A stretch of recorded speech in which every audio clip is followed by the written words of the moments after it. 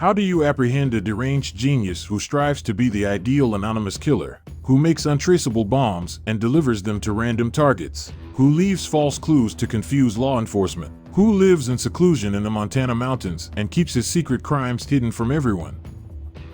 That was the difficulty the FBI and its partner agencies faced as they spent almost 20 years tracking down this particular lone wolf bomber. The 1978 detonation of Theodore Kaczynski's first, rudimentary homemade bomb at a Chicago university first brought him to the public's attention.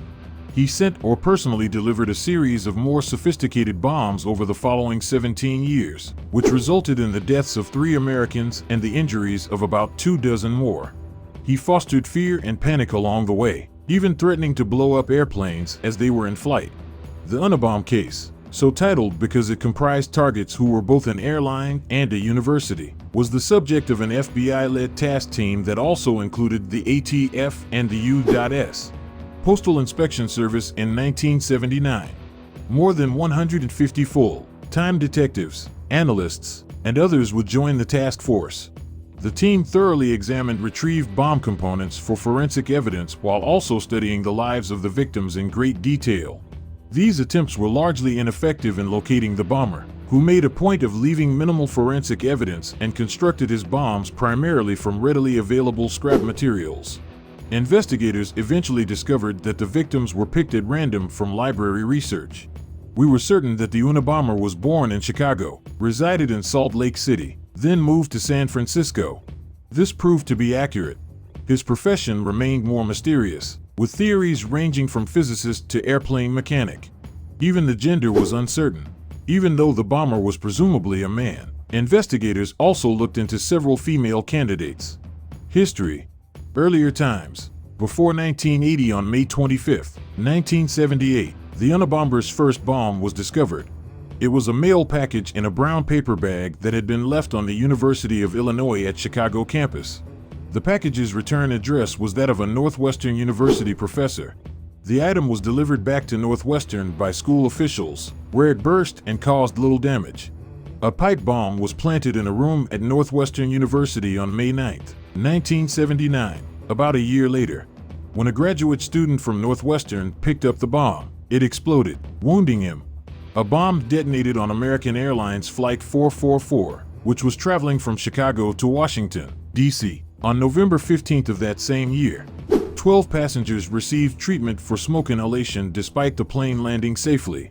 Later, investigators discovered that the device was concealed inside a mail package in the plane's cargo hold. They discovered that Elgin, Illinois, was the mailing address for the item. The bombs were handled separately until this point. The activities of the federal and municipal authorities engaged did not reflect any notion that these were the creation of a single man.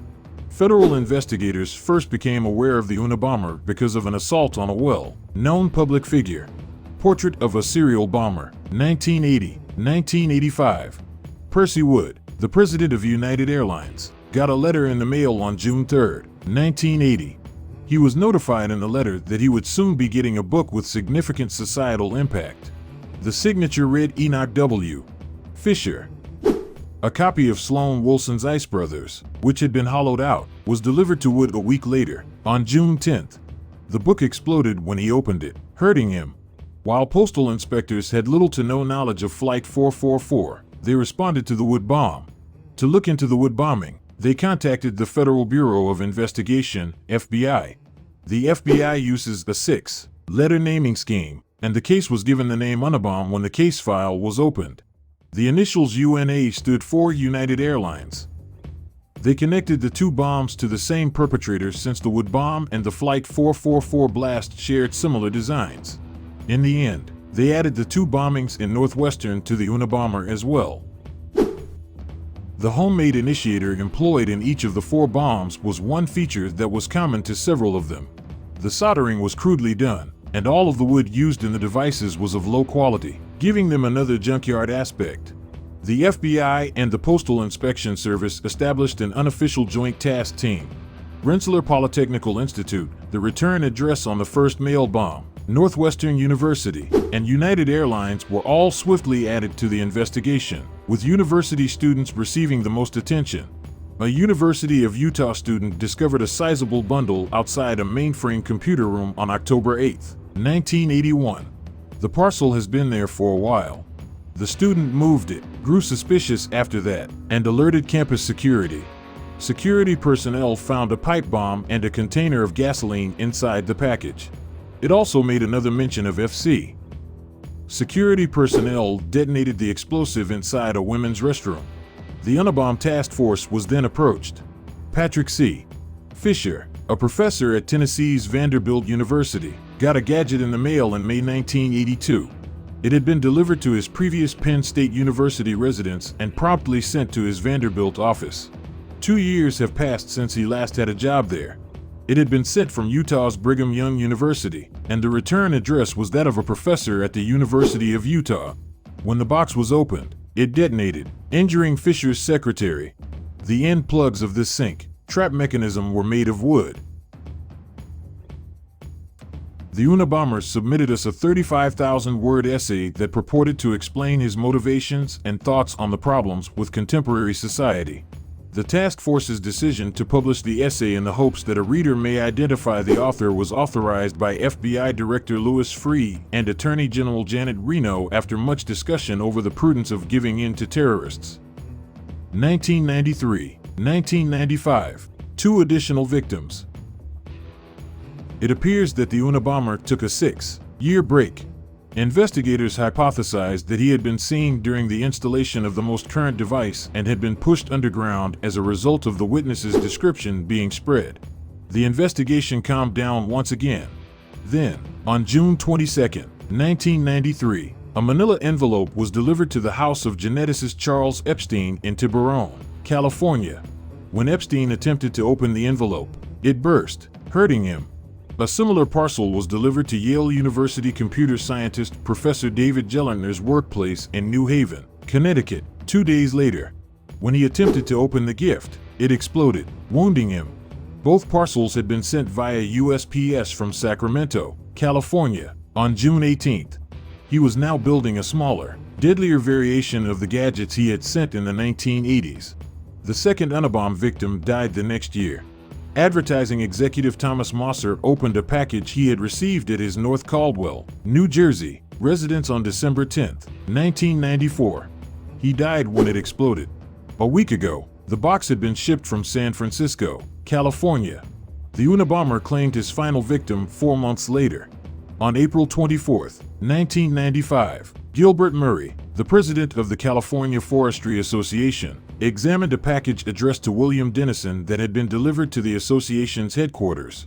Murray was killed when the April 20th package exploded when it was opened, giving the Unabomber a voice and a face since 1995. On June 28, 1995, copies of a 35,000-word manifesto calling for revolution against a corrupt industrial, technological society were delivered to the New York Times and the Washington Post. The 2 newspapers publicly declared that they had verified it was from the Unabomber after sending it to the FBI. The author offered that he would cease killing people in exchange for one of the 2 publications publishing his manifesto. Additionally, he asserted that he stood in for the FC gang. It was eventually published on September 19, 1995, in the Washington Post. Following the publication of the manifesto in the Washington Post, thousands of people offered questionable suggestions. One, in particular, stood out.